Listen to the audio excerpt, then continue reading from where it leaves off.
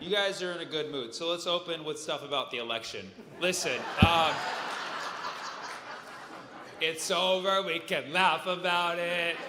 Yeah, after the election happened, I had to flee to Canada for like 5 days because I was like, America's not ready for these jokes. You know, the Canadians, they're like scared for us, but they're like, it's not us. You know, and then I went to Wisconsin, tried it out there, but like, they don't really give you a reaction regardless, you know, they're just like, nah. So this is my first night doing it in front of real people, and I love it. You know, I don't have a lot to say. I will just say, people were very upset with me after the election because I voted third party, and I put it out there. Because everybody was like, oh, which one are you voting for? And then I actually saw the ballot, and there's like a lot of options on that shit. So I was like, you can even write shit in. So I wrote in Peanut the Squirrel, and went on with my democratic life. I'm from California, where it doesn't matter what dead animal you vote for, it's still gonna be blue. But I voted the way I voted, and people were very upset with me because of the outcome of the election, and they were saying things to me like, oh, what are you, MAGA now? Are you MAGA? And I was like, well, yeah, technically I'm mad at genocide apologists, so I'm a little MAGA. Yeah, I thought of that. But yeah, no, listen, Kamala lost, so a lot of writers lost their jobs, and it hurts a lot of people, I get it. A lot of people want Kamala to win. And let me tell you, if it's about identity politics, let me tell you, I want a woman president. Okay, I want a woman of color president. Okay, I want a black, Indian, Jamaican, whatever she was on the day president. I want all those things. But can we get a different one? That's all I'm asking for. That's all I'm asking for. Yeah. Give us a top 5. We'll choose, you know, maybe someone not tied up with genocide. I'm asking for too much, huh? I'm asking for too much. I'm sorry. But I get where that feeling comes from. Like, you know, for instance, let's say in the next election, let's say DJ Khaled runs. Right? Right? My thoughts exactly, right? Listen, Arabs, you gotta admit, we're gonna have some conflicting emotions. Because we're gonna be like, fuck that guy, he doesn't represent us, right? You know, DJ Khaled, he hasn't spoken about Palestine at all in the last year. You look at his Instagram, he's disabled comments. Because all the comments were like, you fat talk about Palestine, like that's what everybody... And now all of his videos are just him eating in front of his kids, and his kids don't even want his food. It's just, they're like, nah. And it's just, yeah, he's disgraced, you know? But you gotta admit, if he did run, party would be like, oh man, Palestinian in the White House, you know what I mean? Makaluba Tuesdays, you know, and it would be kind of cool to see someone, you know, not who looks like me, but who, you know, checks a certain box that I check being in the White House. There would be something cool, but I would also just be like, can we get a different one, please? That's all I want. And somebody already got mad at me for this comparison. Like, that's f***ed up, comparing Kamala to a shitty DJ. Kamala was a successful lawyer who won case after case. I'm like, yeah, another one. I'm just saying, give us 5 to choose from. We'll pick we the best, you know what I mean? But until then, show us another one, you know? Yeah, people are mad at me. People are mad at people who didn't vote for Democrats because they opposed the genocide. People want to blame the election on us. So we'll look at the electoral map. That's not what happened. People just like Trump in this country. I mean, if you look at the electoral map, it's a sea of red, and then New Mexico and Colorado for some reason in the middle. It is red. Like, you can literally draw a line from Florida all the way, you know, to Alaska, even through Canada, because they're red too, just like through it, you know. But at least the Democrats finally saw a red line. So, all right. That's my last joke, pressing the buttons. I understand. Some people are hurting. I have friends who are Democrats, man. They're scared of Trump, but for some reason, they're more scared of J.D. Vance. Which, like I get it, but like, if you look at him, he's just like a podcast bro in a suit, you know what I mean? Who just has a lot of like weird values. Like, he wants to give tax breaks to people who have kids. I'm like, that's kind of welfare, isn't it? He's done things with couches. We've heard a lot of things about J.D. Vance. But my Democrat friends are scared of him. And I'm like, oh, that's why Trump picked him as VP. That's his assassination insurance. He's like, you can try to kill me, but look who's down the line. Yeah, you don't want that? You want that? Ah, good duck, you know? But yeah, it's a weird time. It's crazy how the mainstream media continues to bury itself with its bad coverage of things. Case in point, y'all see what happened in Amsterdam a few weeks ago? Yeah, okay, yeah, he's like, yeah, I was there. Yeah, so you either know what happened in Amsterdam or you read what the media said happened in Amsterdam. They're two very different things. You might be a little confused if you don't know truth from not truth. So I woke up a couple Fridays ago, which I hope you did as well, and I opened Instagram and I saw all these videos circulating of some things that had happened in Amsterdam over the course of a few days. And so I kind of gathered what happened. And then I saw the media headline, and it was vastly different. The mainstream media headline, Friday morning, all they were saying were, Israeli soccer fans attacked. And yeah, instantly I was like, disgusting. It's called football. Again, shitty mainstream media coverage, can't even get the sport name correct. But, you know, I then read the media's take on it, and then I completely changed my views after seeing actual video evidence. For those of you who don't know what happened in Amsterdam a few weeks ago, basically, some Israeli soccer fans came to support their team. And they just wanted to watch a game. That's all they wanted to do. That's it. They just wanted to watch a game and support the... I'm speaking.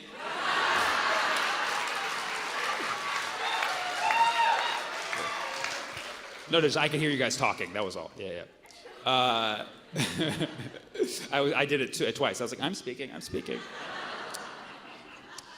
So the Israeli soccer fans, okay, they just wanted to watch a game. And yes, during the game, there was a moment of silence for the people who died in the floods in Spain. And yes, coincidentally, the whole Israeli section sneezed at the same time. It was a weird coincidence. It wasn't disrespect to Spain for not shipping them more weapons for their genocide. I promise you it wasn't that, okay? But you have to keep in mind, a lot of these Israeli soccer fans were either IDF or IDF reservists, and they were literally coming there just to take a break from defending themselves against children, and just like kicking back to watch a game. And yes, after the game, they marched through the streets and chant things that normal people chant, like the IDF will win and f*** the Arabs. Like, who doesn't say that at least 3 times a day, you know?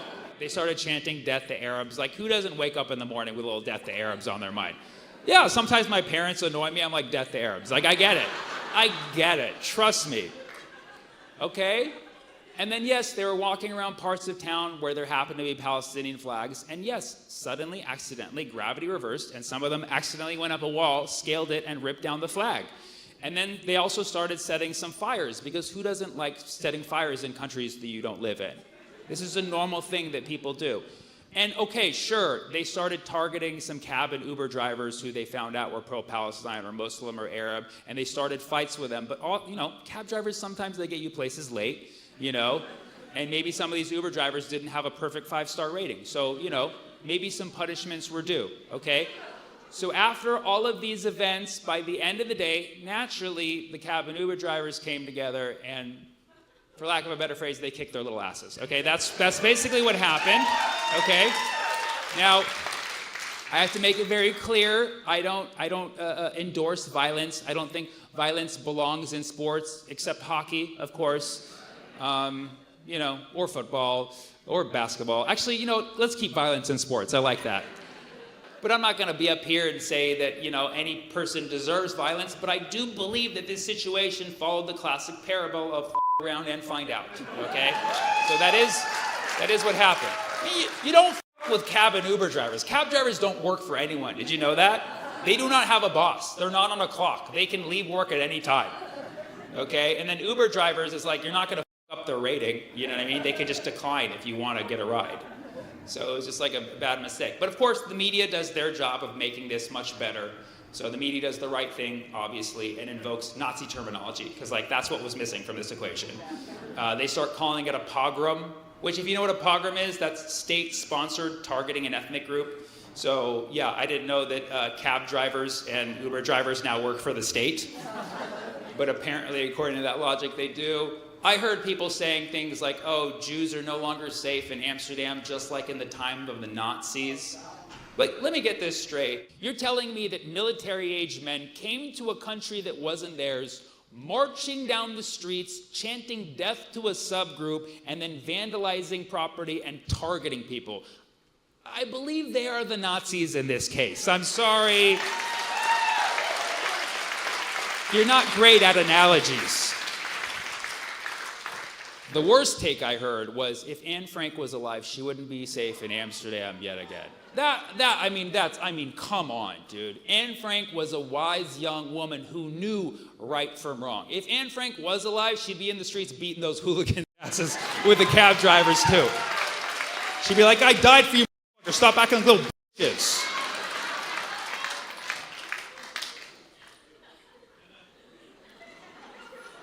But it's like, listen, again, like if you want to say like, okay, these cab drivers, they shouldn't have resorted to violence, that's fine. But media, do your job, dude.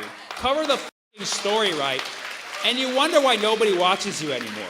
You wonder why nobody believes that shit you say. It's because of shit like this. But also just like the double standard. I mean, can you imagine if a group of Muslims came to America, started marching down the street, yelling, death to vegans, in front of a soccer game? You know how much coverage it would have got? None, because we don't give a fuck about soccer. You know what I'm saying? So, it wouldn't even made the news. But anyways, the moral of the story is, if you want to have a safe soccer experience, don't invite the Israeli team to your city. That's probably what we learned, if anything. Met someone at a comedy show recently, and they're like, hey, were you that guy in that movie True Lies? I was like, you mean the movie from 27 years ago? Yeah, that's me, dude. Just been drinking a lot of smoothies. A lot of kale in this diet. No, I was not in True Lies because I've never been in a movie with lies in the title, because I've never been in a movie. So that's how you would know that I'm not telling lies. He was like, I'm so sorry. Does that make me racist? I was like, no, it was an honest mistake. He's like, oh, thank you. I just moved here from Michigan. I said, that makes you racist. Some guy was like, I told you they were going to go after my state. Damn it. Are you from Michigan? Hell yeah. Dude, your authority on that one makes me want to backpedal on this. Michigan's a great state. The people there are not racist. You have fresh water? Yeah, dude. Give it up for fresh water in Michigan. I don't know if that was an ironic statement or you were stating current events that we've upgraded to fresh water. It's both. Yeah, dude. That's a tree line. Did you know the moon, that one, did you know that it's slowly drifting away from Earth? I just learned that a few months ago. Yeah, the moon's leaving. Only a couple inches a year, which doesn't seem like a lot, but like, what if your husband or wife or your significant other was like, I'm just gonna start moving away a couple inches every year. And then you're sleeping in separate beds and separate rooms. I guess that's all marriages. But anyways, it's kind of weird that the moon is leaving and that there's no news coverage of this. Of course, because it's important, you know? The news is all the same shit, right? The moon's leaving, dude! You got liberals and conservatives biting their heads off. Like, great, you made the moon uncomfortable. Thank you so much. The moon wants to leave now. And it's going to go to orbit Mars. That's what's going to happen. And they say it's going to collide because it won't stand the gravitation. So there goes both our colonies, you know? People are always like, this isn't a big deal. I could live without a moon. You kidding me? No moon, no tide. Surf's up, bruh. Yeah. The wolves are going to be howling at nothing. And the further the moon gets away, longer lunar cycles, which means longer menstrual cycles. I'm telling you the truth. Yes, that time of the month? No, that time of the year. That's how it's going to be forever. Longer ovulation, which means giant babies, okay? You heard a regular baby cry? It's a giant baby. Yeah, good night moon has a whole different context now. Sorry, too real.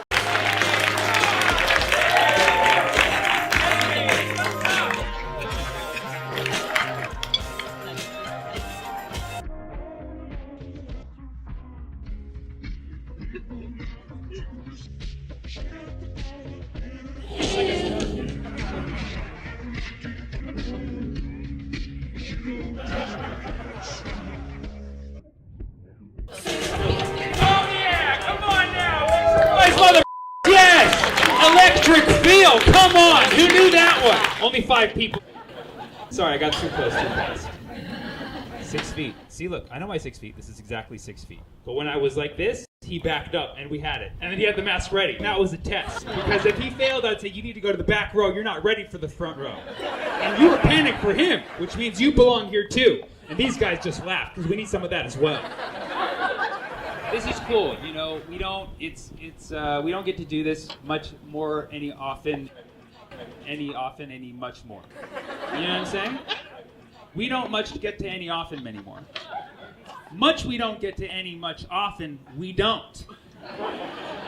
But do you know what I'm saying? We don't much. Much love. This tree has me feeling very safe. You heard her say what the What's going on right now? I don't know either. You're like, where is this gonna go? I don't know. That's what makes this so fun. Was that? No, say it. You want me to talk about something? Oh, Matt, you want me to talk more about masturbation? Dude, I've never heard that before. Talk more about pleasing yourself. Yes. Does anybody have something non-sexual they want to talk about? Therapy. Okay, that's all. Yeah, that's a good. Whoa, masturbation guy. Wait, what's going on? Are you cheering him booing? That was so weird. Any specific kind of therapy you give? CBT. Oh, I thought you said CBD for a minute. I was like, so easy being a therapist. I'm like, just take fucking 2 drops and you're good. What was it? Behavioral therapy, CBT. CBT. Cognitive behavioral therapy. Does anybody know what that is? Dude, masturbation guy knows what that is. That's fucking crazy. He's like, that's what I call masturbation. Cognitive behavior therapy, bro. Cognitive behavioral therapy. Shit. Awesome. So you're there. How long have you been a therapist for? 10 years. 10 years. That's amazing. Wow. I was gonna be like, give it up for that, but nobody wanted to. You deserve it. No, 10 years. That's amazing. If you had to describe what that style of therapy is in a nutshell, what would you say? Don't believe everything you think. Wow. That's, bro, you guys should have clapped for that. Don't believe everything you think. So you're basically telling people to doubt themselves. And you seem like a very fair person, you know? Like somebody, you know, like a client calls you up, like, I'm not good enough. Like, don't believe that. And then another one calls you up and like, I'm awesome. Don't believe that either, okay?